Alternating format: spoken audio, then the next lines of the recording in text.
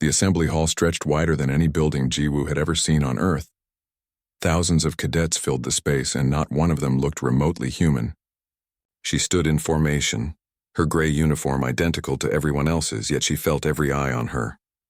A creature with 4 arms and scales like polished emeralds addressed the gathered recruits. Commander Velthus spoke in the common tongue, his voice carrying through translators embedded in each cadet's collar.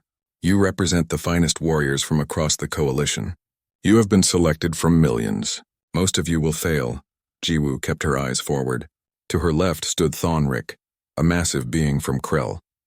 His exoskeleton gleamed black under the lights, and his clawed hands could crush metal. He had made sure everyone knew this during the transport ride to the academy. To her right was Ixalara, an insectoid female whose compound eyes reflected everything in fractured images. She had not spoken to Jiwoo yet, but at least she had not laughed. Unlike the others, each squad will complete survival training, Velthus continued. You will face environments designed to test your limits. Worlds classified from Category 1 to Category 9. He paused, his reptilian eyes sweeping the room. Earth, for example, is Category 9. A ripple of whispers moved through the hall. Jiwoo heard the word Death World repeated in a dozen languages. Thonrik leaned down, his breath hot and smelling of sulfur. Your planet should have made you strong, human. But look at you. Soft skin, weak bones. How did your species even survive? Jiwoo said nothing. She had learned long ago that silence was safer than words. Silence will not save you here, Thonrik rumbled, straightening up. Commander Velthus assigned squads. Jiwoo found herself in Squad Talon with 5 others. Thonrik was among them, along with Ixalara. The other 3 were Hyunwoo, a slender amphibious creature with silver skin, Rix, a furred biped with eyes like a cat, and Darrow, whose species breathed methane and wore a containment suit. They gathered in their assigned barracks after the assembly. The room had 6 sleeping pods arranged in a circle. Jiwoo chose one and began organizing her small collection of belongings. The human gets a pod? Rix asked, her tail lashing. I thought your kind slept on the ground like animals. We sleep where we can, Jiwoo replied quietly. Where you can? Rix laughed. On your death world, I suppose that means sleeping with one eye open, watching for whatever wants to eat you. Hyunwoo's large eyes blinked. Is it true? Earth has predators on every continent? Yes, Jiwoo said. And your oceans are filled with creatures that can swallow ships? Yes. And your weather can kill in minutes? Yes, Thonrik snorted. Then how are you so weak? My world has gravity twice that of standard. Our predators have armor that deflects plasma. We train from birth to fight, you. He gestured at Jiwoo dismissively. You look like you would break from a strong wind. Jiwoo met his eyes for the first time. Maybe I would. This seemed to satisfy him. He turned away, already bored. Only Ixalara remained watching. Her mandibles clicked softly, a sound Jiwoo's translator did not interpret. Perhaps some things had no translation. The first assignment came the next morning. Squad Talon would spend 1 week on Velcros, a jungle world rated Category 3. Moderate danger. The brief described it as a world with breathable atmosphere, manageable predators, and edible vegetation, a training ground for beginners. Finally, some action, Thonrik said, checking his combat harness. This will be easy. They boarded a dropship with 3 other squads. The flight took 6 hours. Jiwoo spent the time reviewing the mission brief on her datapad. Velcros had 17 known predator species. The largest grew to 3 meters. Most hunted at night. The jungle canopy was dense enough to block satellite imagery. She memorized the planetary maps, though she knew they would be incomplete. Maps always were. The dropship descended through green clouds. The doors opened to humid air and the sound of a million living things. The jungle stretched in every direction, broken only by the clearing where they landed. Remember, the pilot said. 1 week. Extraction at this location. Don't be late. The ship lifted off before anyone could respond. Thonrik immediately took charge. We head north. Find high ground. Set up a perimeter. The brief suggests we stay near the clearing, Ixalara said. The brief is for the week, Thonrik replied. They followed him.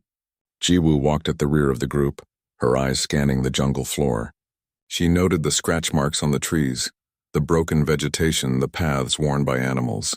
The others crashed through the undergrowth, making noise that carried far into the green shadows. By nightfall, they had traveled 5 kilometers. Thonrik chose a campsite near a stream. We rest here. Rix, you take first watch.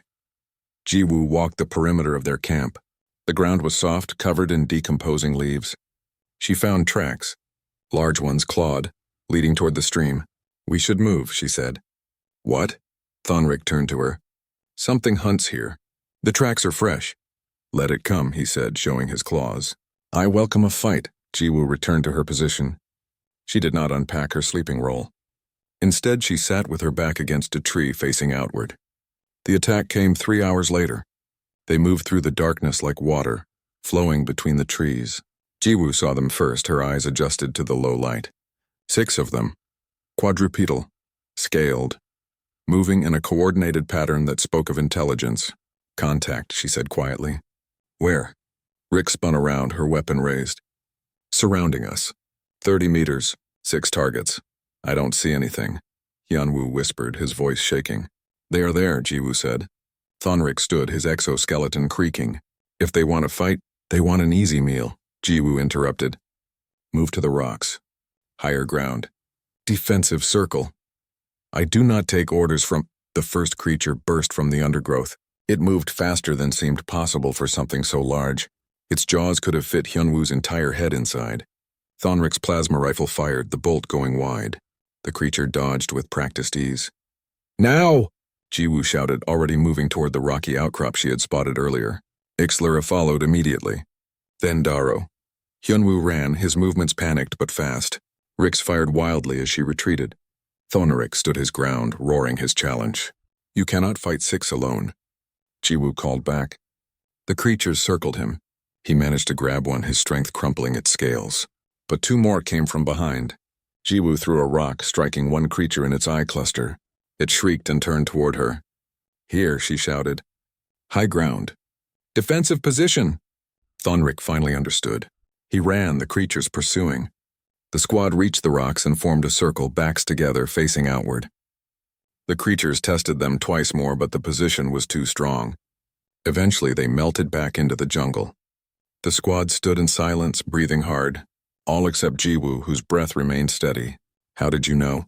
Ixlara asked. The tracks, Jiwoo said. They hunt in packs. They separate prey from the group. Standard ambush predator behavior. Standard?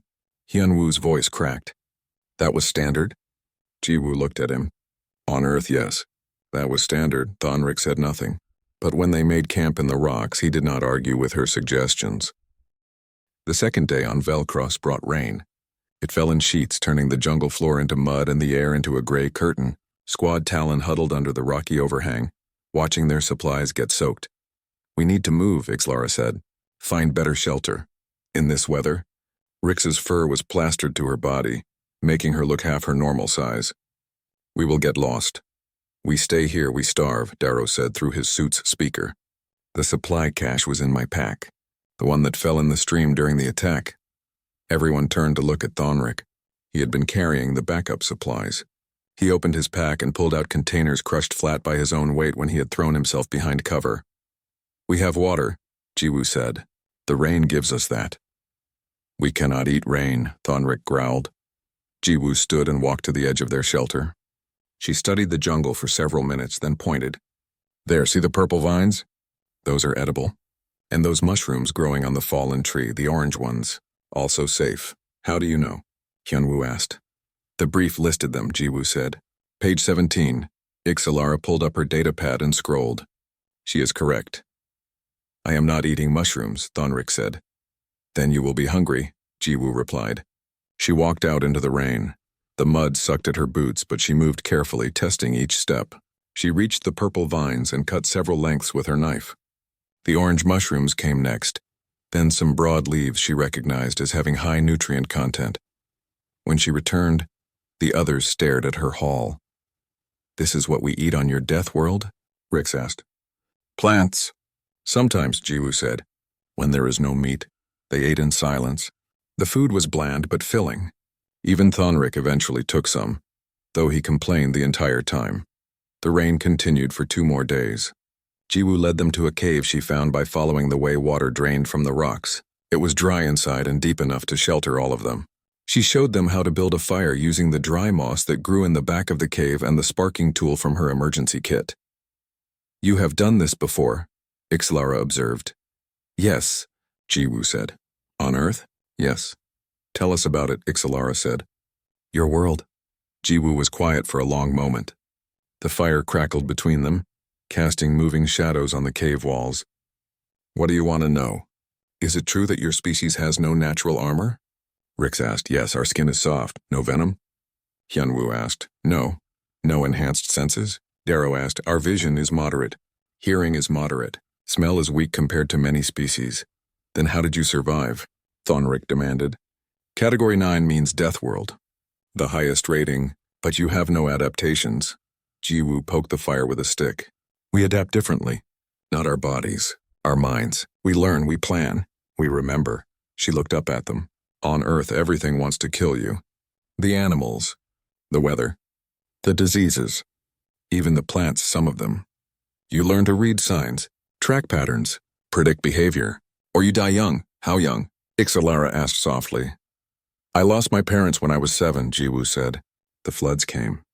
The seawalls broke. Half the city drowned in 3 hours. The cave was very quiet except for the rain outside." "You survived," Ixalara said. "I learned to swim when I was 4, Jiwoo said. My mother insisted. She said the waters were rising and we needed to be ready." Her voice remained flat, emotionless. She was right. "I swam for 6 hours before I reached high ground. I was one of 17 children who made it out of my district. There were over 3,000 of us before the floods." Rix's tail had stopped moving. Hyunwoo's large eyes were fixed on Jiwoo. Even Thonrik had gone still. "After that I lived in the shelters," Jiwoo continued. "We scavenged in the ruins, traded what we found for food, fought the packs of dogs that had gone wild, avoided the old security drones that still patrolled some sectors, shooting anything that moved." "Your government did not help you?" Darrow asked. "There was no government anymore." "Not really. Just survival zones controlled by whoever was strongest." Jiwoo shrugged. "I was small, fast, good at hiding. I survived. For how long?" Ixalara asked. 8 years, until I was 15. Then I tested into the off-world program, military prep. It was the only way to leave Earth. "And you took it," Thonrik said. "Yes, to escape your death world." Jiwoo looked at him. "To have a future. On Earth you survive day to day. There is no future, just the next sunrise, the next meal, the next threat." The fire popped. Sparks drifted upward. "I thought Krell was hard," Thonrik said quietly. "We fight for rank, for territory, for mates, but we have cities, laws, structure." "Most worlds do," Jiwoo said. "Earth used to. Before the climate collapsed. Before the wars. Now it is just survival." The rain stopped on the 4th day. They emerged from the cave to find the jungle transformed. Steam rose from every surface. The canopy dripped with moisture. Everything smelled of rot and growth. "We need to reach the extraction point," Ixalara said. 3 more days. They traveled carefully. Jiwoo took point without asking, and this time no one argued. She led them along ridge lines where the ground was firmer. She stopped them when she spotted signs of predators. She found water sources that were safe to drink. On the 6th day, Hyunwoo stepped on something that bit him. He collapsed, his silver skin turning dark around the wound. "Venom," Darrow said, scanning him. "His system is fighting it, but he needs medical care." "The extraction point is 6 hours away," Rick said. "He cannot walk," Ixalara said. They all looked at Thonrik. He was the strongest. He could carry Hyunwoo, but Thonrik looked at Jiwoo. "What do we do?" Jiwoo knelt beside Hyunwoo. She examined the bite. 2 puncture marks. The flesh around them was swelling. "We need to slow the venom. Keep him cool. Keep his heart rate down." She looked up. "We make a stretcher. 2 people carry. We rotate every 30 minutes. We move fast but careful." They cut poles from straight saplings. Jiwoo showed them how to lash their emergency blankets between the poles to create a bed. Thonrik and Darrow took first carry. Jiwoo led them on the fastest route she could find that was still safe. They made the extraction point with 2 hours to spare. The medical team took Hyunwoo immediately. He would survive, they said. Another hour might have been different. Commander Velthas was waiting at the debriefing. "Squad Talon," Your performance was adequate. You all survived. That is more than 2 other squads can say. 2 squads failed? Rix asked. 1 squad lost a member to predators. Another had 3 members require advanced medical intervention. Velthas's eyes fixed on Jiwoo. Your squad had 1 injury and handled it effectively. Care to explain how, Cadet Jiwoo? We worked together, sir, Jiwoo said. Under whose leadership? The squad was silent. Thonrik was appointed squad leader, Velthas said. Thonrik stepped forward. Permission to speak, sir. Granted. Jiwoo led us, sir. I appointed her in the field. She had the skills we needed. Velthas's expression was unreadable. I see, dismissed. As they left, Ixalara walked beside Jiwoo. You did not want the credit. I wanted us to survive, Jiwoo said. That is all. On Earth, you learned to lead. On Earth, I learned that surviving alone is hard. Surviving together is easier, if everyone does their part. Ixalara's mandibles clicked again. This time Jiwoo thought it might be approval. The training changed after Velcros.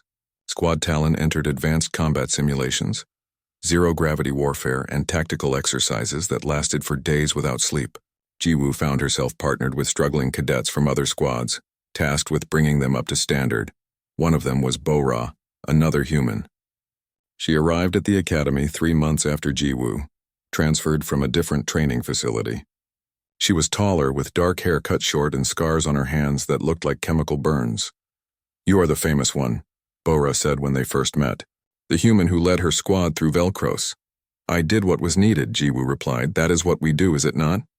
Bo-Ra smiled, but it did not reach her eyes. What is needed? They were assigned to the same barracks. At night, after the other cadets slept, they talked quietly. Where are you from? Jiwoo asked. Busan sector, the coastal region, or what is left of it. The tidal wars, but you heard about them? Everyone heard, Jiwoo said. The seawalls failed. The city went under. Not failed, Bo-Ra corrected. Sabotaged. Resource war between the northern and southern zones. They blew the walls during high tide. Her hands clenched. I was 12. Watched my brother drown because I could not swim fast enough carrying him. Jiwoo was quiet. You lost people too, Bo-Ra said. I can see it in how you move, how you watch everything. Soul sector. The floods. We are the lucky ones, yes? Bo-Ra's laugh was bitter. We survived. We made it off-world. We should be grateful, should we? That is what they tell us. The next day, they faced the combat trials. Individual matches, one-on-one, full contact with training weapons.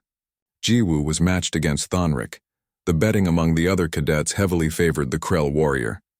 He outweighed Jiwoo by more than 100 kilograms. His exoskeleton could deflect blades. His strength could bend steel. They faced each other in the training ring. Thonrik raised his claws in salute. Jiwoo bowed slightly. A human gesture he had learned meant respect. I will try not to hurt you too badly, Thonrik said. Thank you, Jiwoo replied. The bell rang. Thonrik charged like a freight transport. Jiwoo sidestepped at the last possible moment, using his momentum against him. She struck behind his knee joint where the exoskeleton was thinner. He stumbled but did not fall. He turned faster than expected, swinging a backhand that would have shattered human ribs. Jiwoo ducked under it, stepped inside his reach, and drove her palm into the soft spot beneath his arm. He grunted. They circled. The watching cadets had gone quiet. Thonrik attacked again, more carefully this time. He was learning, but Jiwoo had been fighting since she was 7 years old. She had fought for food, for territory, for survival. This was just training. She let him press her toward the edge of the ring, appearing to retreat. He committed to a heavy overhead strike. She rolled aside, swept his legs, and when he fell, she was on his back, her training blade at the gap in his armor at the neck. Yield, she said quietly. For a moment, she thought he would not. His pride would not allow it. Then he tapped the mat twice. The room erupted in noise. Cadets who had bet against her groaned. Ixalara's mandibles clicked rapidly, her version of applause. Commander Velthas watched from the observation deck, his expression thoughtful. After the match, Thonrik found Jiwoo in the training area. How did you do that? Do what? Defeat me. I am stronger, faster, better armored. You are stronger, Jiwoo agreed, but you rely on strength. You expect it to be enough? It always has been. On Krell, perhaps, But strength alone does not win fights. She gestured to the training mats. May I show you? They trained together after that. Jiwoo taught him to watch for openings, to use economy of motion, to think 3 moves ahead. Thonrik taught her about leverage points on different alien anatomies, about fighting in low gravity, about battlefield awareness. The endurance trials came next. The instructors set the training facility to Earth standard gravity. 1 full G. For most species in the coalition, this was considered heavy gravity. Cadets from low-gravity worlds struggled to walk. Those from standard gravity worlds moved slowly, conserving energy. Jiwoo and Bora moved normally. You are not affected? Rix asked, breathing hard. This is normal for us, Bora said. Earth gravity is our baseline. No wonder you are so dense, Darrow said, his suit's servos whining under the increased load. The course was 10 kilometers. Obstacles every 100 meters. Walls to climb, pits to cross, barriers to navigate. All under Earth gravity. Jiwoo finished 3rd overall. Bora finished 5th. The 1st and 2nd place finishers were from heavy gravity worlds, species that evolved under even harsher conditions than Earth. But everyone noticed that the 2 humans had barely been breathing hard at the end. Your world may be a death trap, Ixalara said afterward, but it makes you strong in unexpected ways. Instructor Dharam, a cerebral species with transparent skin showing their pulsing organs, called Jiwoo to a private meeting. Your performance is exceptional, Dharam said. Their voice was melodic, translated into something pleasant. But there are concerns. Concerns, sir? About humans. About what your world produces. Dharam's 3-fingered hands gestured to a holographic display. Earth is quarantined for a reason. The Coalition deemed it too dangerous for regular contact. Your species was considered difficult. Difficult how, sir? Aggressive, unpredictable, unable to integrate into Coalition society. Dharam paused. But your performance suggests otherwise. You work well with your squad. You show tactical thinking, emotional control. Is that a question, sir? It is a puzzle, Dharam said. How does the most dangerous world in known space produce both chaos and such refined capability? Jiwoo thought about Seoul, about the flooded districts and the scavenger packs, about the children who learned to kill or be killed before they learned to read. Earth removes everything except what is necessary, she said finally. For some people, what remains is rage. For others, it is focus. The world does not choose. It only tests. And you? I learned to survive, sir. That is all. No, Dharam said. That is not all. You learned to help others survive. That is different. That is interesting. The psychological warfare simulations were the final major test. Cadets were subjected to intense stress, sensory deprivation, simulated capture scenarios. The goal was to see who broke and how. Bora lasted 16 hours before her interrogators got information. The average was 8 hours. She was praised for her resilience. Jiwoo lasted 41 hours. When they finally stopped the simulation, the evaluators looked shaken. What did you think about? Dharam asked her afterward. During the interrogation simulation, what kept you focused? I thought about Seoul, Jiwoo said. I thought about being 9 years old and hiding in a collapsed building for 3 days while gangs fought in the streets outside. I thought about how I stayed quiet even when I was thirsty enough to drink rainwater that I knew was contaminated. I thought about how I survived that. She met Dharam's eyes. Compared to that, your simulation was just uncomfortable. Dharam was silent for a long moment. The board will want to speak with you. About what? About whether humans should remain quarantined. About what your species represents. Dharam's organs pulsed faster, a sign of agitation. About whether the Coalition made a mistake isolating Earth. That night, Jiwoo sat with Squad Talon in their barracks. They had become more than squad mates. They had become something close to friends. They will ask you about Earth, Ixalara said. She had overheard part of the conversation with Dharam. What will you tell them? The truth, Jiwoo said. Which truth? Bora asked. That we are survivors? Or that we are dangerous? Both, Jiwoo said. Because both are true.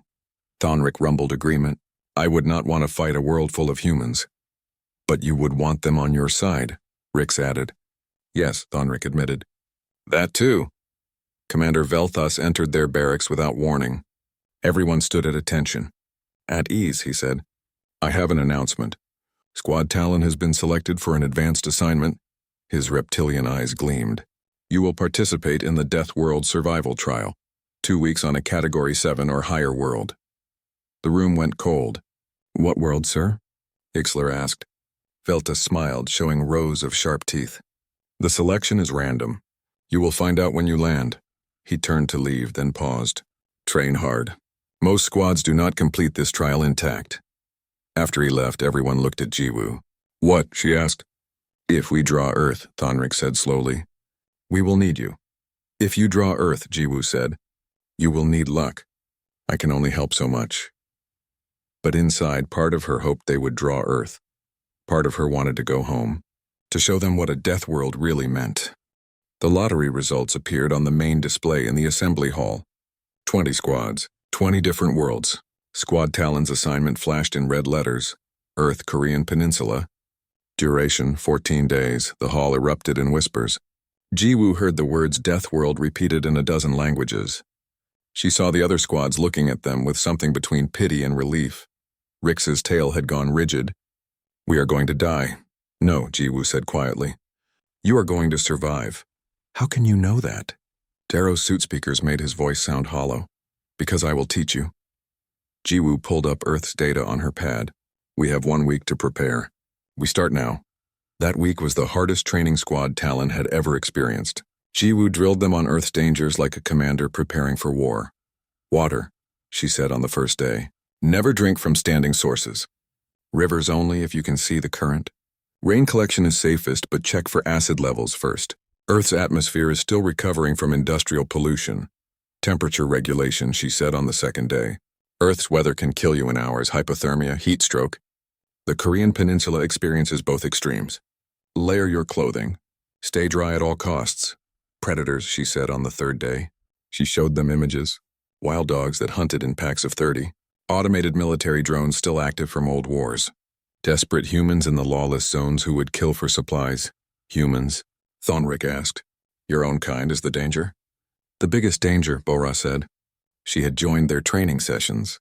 Animals are predictable. Hungry humans are not. On the fourth day, Jiwoo taught them about Earth's plants. Which ones were safe? Which ones would poison you? Which ones could provide basic medicine? On the fifth day, she taught them how to navigate using the sun and stars, because Earth's magnetic field was unstable in some regions. On the sixth day, she taught them how to be quiet, how to move through ruins without making sound, how to hide when hiding was better than fighting. On the seventh day, she said nothing. She just watched them drill everything again, correcting mistakes, praising improvements. Commander Veltas observed some of the training. Instructor Darum watched from the observation deck. They said nothing, but Jiwoo could feel their attention. The dropship descended through Earth's atmosphere on a gray morning. Through the viewport, Squad Talon saw their destination. The Korean Peninsula stretched below them, a patchwork of flooded cities, overgrown ruins, and wilderness that had reclaimed what humans once controlled. That is Earth? Ixalara asked, her compound eyes reflecting the view. Part of it, Jiwoo said. Her voice was different now, harder. That was Seoul Sector. 10 million people lived there once. What happened? The climate wars. The floods. The collapse. Jiwoo pointed to the massive seawalls visible from orbit. Those were built to hold back the ocean. They failed. Half the city drowned. The other half tore itself apart, fighting over what was left. The dropship landed in a cleared zone on high ground. The doors opened. The smell hit them first. Earth smelled different than any world they had visited. It smelled of rain and rot and something wild. 2 weeks, the pilot said. Same extraction point. Good luck, the ship lifted off. Squad Talon stood in the clearing, surrounded by the ruins of what had been a city. Then the rain started. It came suddenly, the way Earth weather did. One moment gray skies, the next water falling in sheets so thick you could barely see 10 meters. The wind picked up, howling through broken buildings. Shelter, Jiwoo shouted over the storm. Follow me. She led them to a collapsed building, its concrete skeleton still standing. They huddled in what had been a lobby, watching the rain turn the streets into rivers. Is this normal? Rix asked, her fur completely soaked. This is a light rain, Bora said. Wait until you see a real storm. The rain continued for 2 days. Jiwoo showed them how to collect the water, how to test it, how to boil it over small fires they built using debris from the building. She showed them which parts of the structure were stable, which areas to avoid. On the third day, the rain stopped. They emerged to find the world transformed. The ruins were draped in vines that had grown visibly overnight. Mushrooms the size of dinner plates sprouted from every surface. The air was thick with humidity. "We need to move east," Jiwoo said. "Higher ground. Away from the flood zones." They traveled through the drowned city. Water filled the streets deep enough that they had to wade. Jiwoo led them along paths she remembered, testing each step, avoiding sinkholes and unstable debris. "You lived here," Thonrik said. "It was not a question. 3 districts over," Jiwoo replied. "I used to play in these streets before the floods." They found a working bridge on the 4th day. As they crossed, Bora suddenly grabbed Jiwoo's arm. "Wait." Everyone froze. "There." Bora pointed to the far side of the bridge. Movement in the shadows. They came out slowly. 6 of them. No, 8. Large canines with matted fur and intelligent eyes. They spread out, blocking the bridge exit. "Wild dogs," Jiwoo said calmly. "They hunt in packs. Average 30 members. This is just the advance group. We fight?" Thonrik raised his weapon. "No, we talk to dogs." Jiwoo stepped forward slowly. She raised her hands, showing they were empty. She made a low sound in her throat, not quite a growl, not quite a whine. The lead dog tilted its head. It was huge, easily 60 kilograms, with scars covering its muzzle. Jiwoo made the sound again. Then she slowly knelt, lowering herself to appear less threatening. She reached into her pack and pulled out a piece of the dried meat they had been rationed. She tossed it gently toward the lead dog. It sniffed the meat, looked at Jiwoo, then ate. She tossed another piece to a different dog, then another. "What are you doing?" Rix whispered.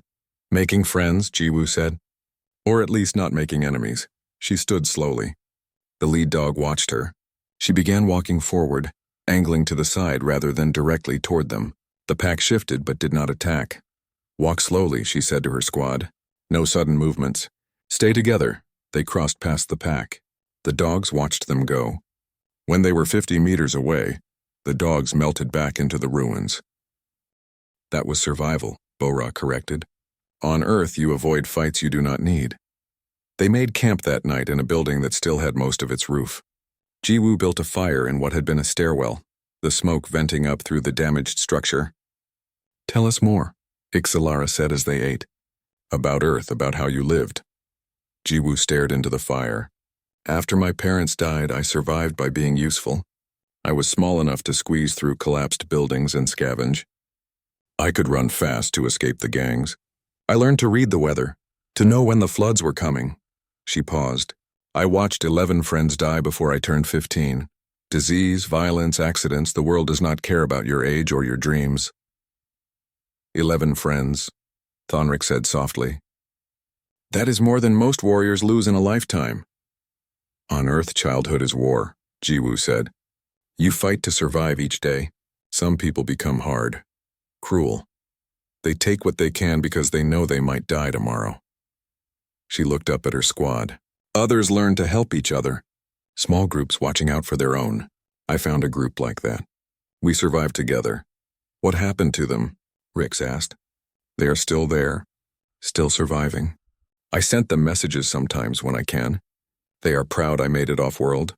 Jiwoo smiled slightly. "They think I abandoned them. But I think they understand." On the 8th day, they encountered the drones. The machines came without warning, rising from the ruins where they had been dormant for decades. Military hardware from the old wars, still following their last programmed orders. "Protect this sector from intruders." The first laser bolt melted a hole through concrete next to Darrow's head. "Run!" Jiwoo shouted. "Underground. They cannot track through the old tunnels." She led them down a collapsed stairwell into the subway system. The tunnels were flooded knee-deep, but they were dark enough to hide from the drone's sensors. They waded through the darkness, Jiwoo navigating from memory. "I use these tunnels to travel," she explained. "Safer than the surface sometimes." "Sometimes?" Hyunwoo asked. His silver skin glowed faintly in the dark water. "Other things live down here," Bora said. "Not all of them friendly."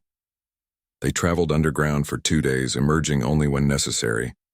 Jiwoo knew every station, every junction, every collapsed section. She had traveled these tunnels hundreds of times as a child. On the 10th day, Thonric got pinned when a section of tunnel collapsed. A concrete slab fell across his leg, too heavy for anyone to lift. "Leave me," he said. "Extract yourselves." "No," Jiwoo said simply. She examined the situation. "We use leverage. Darrow, your suit has the servos. Position there. Rick Ixlara, find something to use as a fulcrum. Hyunwoo Bora with me. We dig under the slab to reduce pressure." They worked together for 3 hours. When they finally freed him, Thonric's leg was crushed but not severed. Bora splinted it using materials scavenged from the tunnel. "Why did you stay?" Thonric asked Jiwoo as they helped him walk. "You are my squad," she said. "On Earth you do not abandon your people." On the 13th day they reached high ground beyond the flood zone. The extraction point was visible in the distance. They had made it.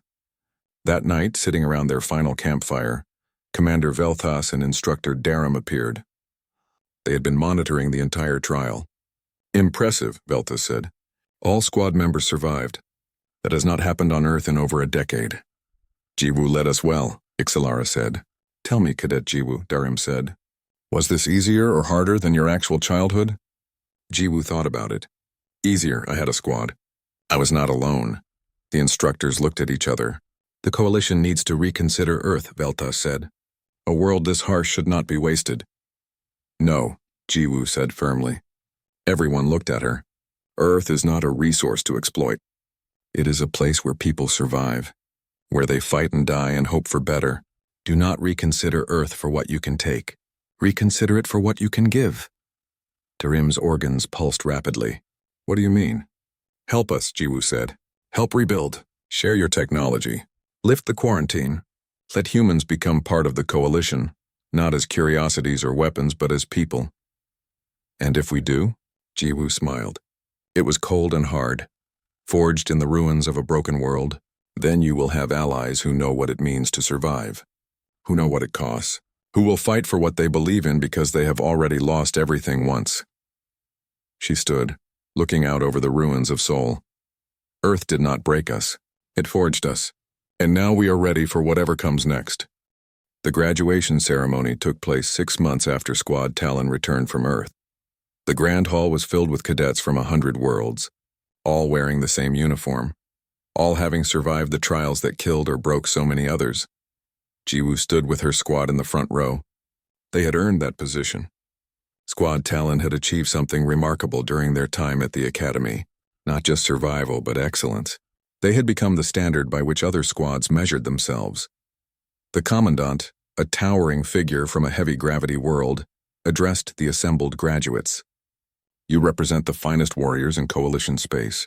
You have faced death worlds and emerged stronger. You have learned not just to fight, but to think, not just to survive, but to lead." Jiwoo barely listened to the words. She had heard similar speeches before. They all said the same things.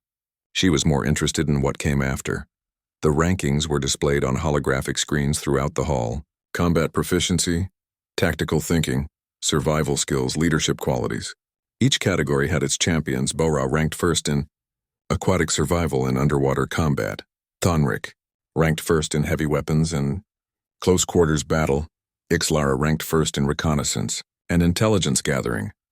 Jiwoo ranked first in adaptability and survival across all environments. But the overall ranking, the one that mattered most, combined all categories. The name at the top was hers. The whispers started immediately.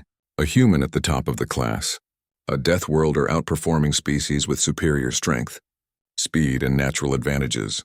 After the ceremony, Jiwoo found herself approached by representatives from a dozen different Coalition militaries. They all wanted the same thing. They wanted to hire her. They wanted her expertise. They wanted what Earth had created. She politely declined them all. "You're making a mistake," one recruiter said.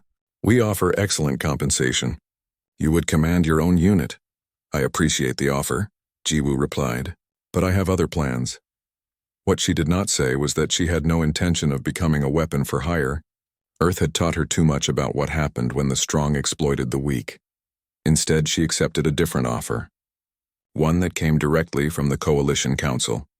The meeting took place in a secure chamber deep within the Academy complex.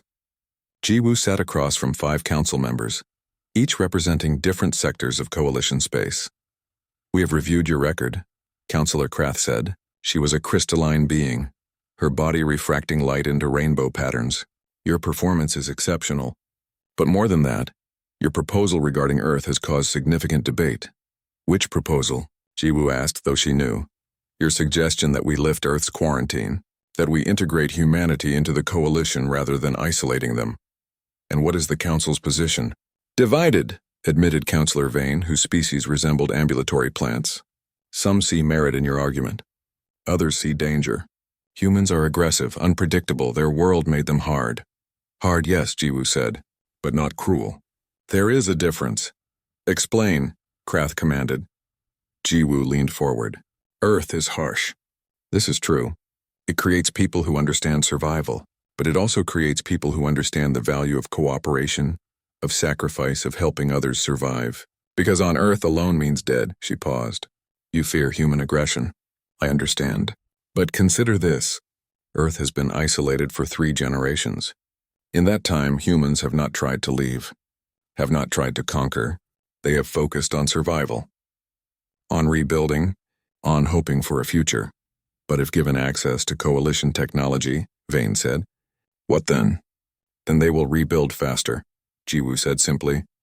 They will join coalition society. They will contribute, and yes, they will be formidable allies. Because that is what Earth creates, not conquerors. Survivors. The council members looked at each other, communicating in ways Jiwoo could not fully interpret. We have made a decision, Krath said finally.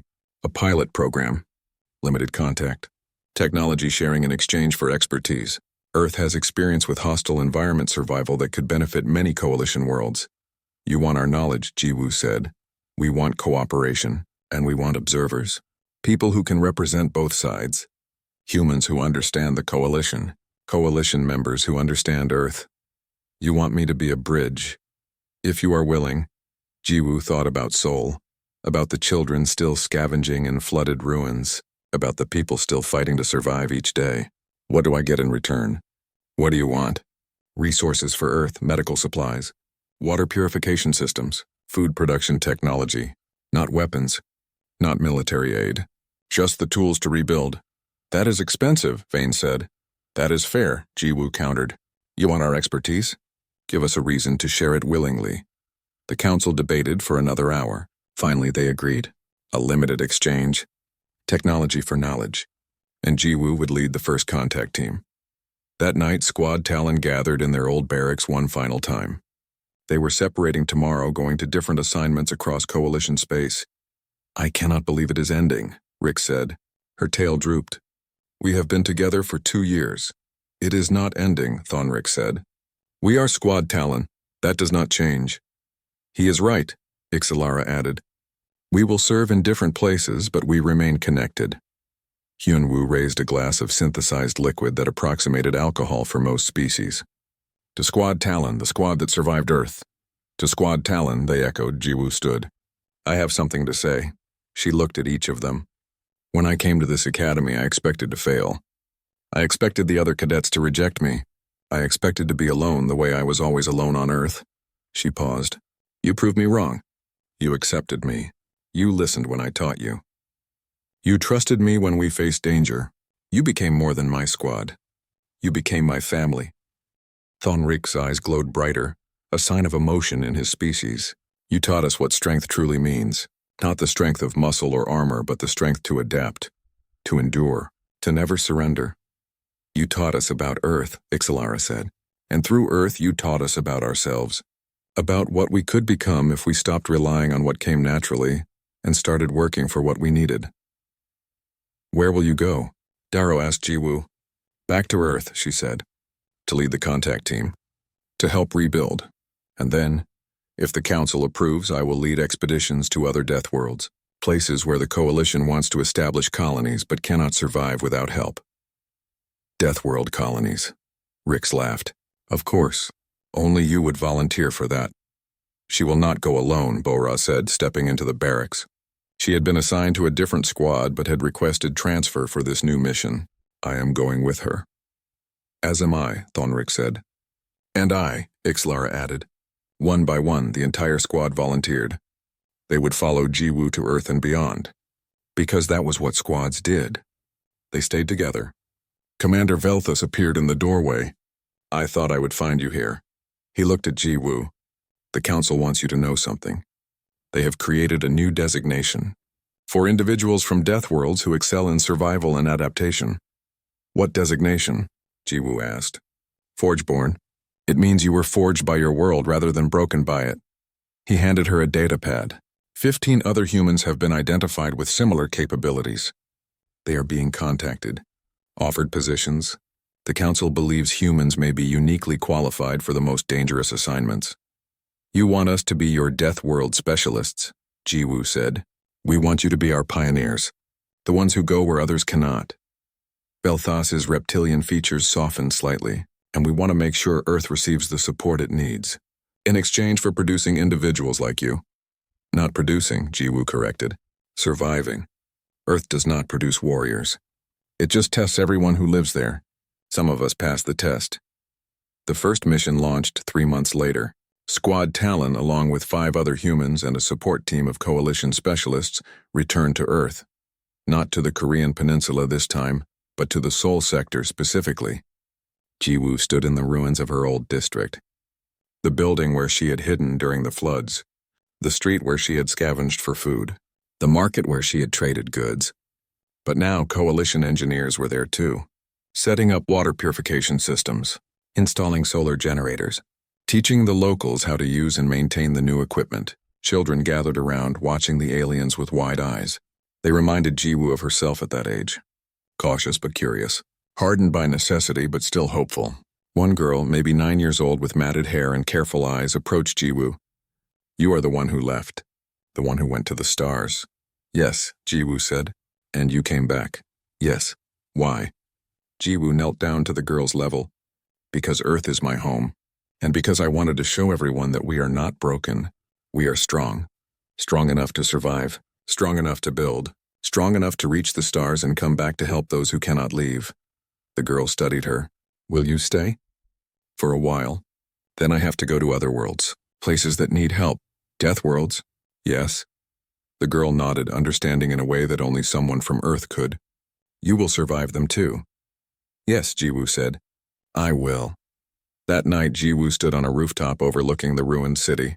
Bora joined her, carrying 2 cups of tea made from earth plants. Thinking about tomorrow? Bora asked. Thinking about yesterday, Jiwoo replied. About how far we have come. From scavengers to coalition operatives. It is strange. Everything is strange. But we adapt. That is what we do. They stood in comfortable silence, watching the stars appear as Earth's polluted sky cleared slightly. Somewhere up there was the Academy. The coalition. Worlds beyond counting. Do you think it will work? Bora asked. The integration. Bringing Earth into the coalition. I do not know, Jiwoo admitted. But I know we have to try. Because staying isolated, staying broken, that is the same as giving up. And Earth did not teach us to give up. No, Bora agreed. It taught us to survive. And then to thrive.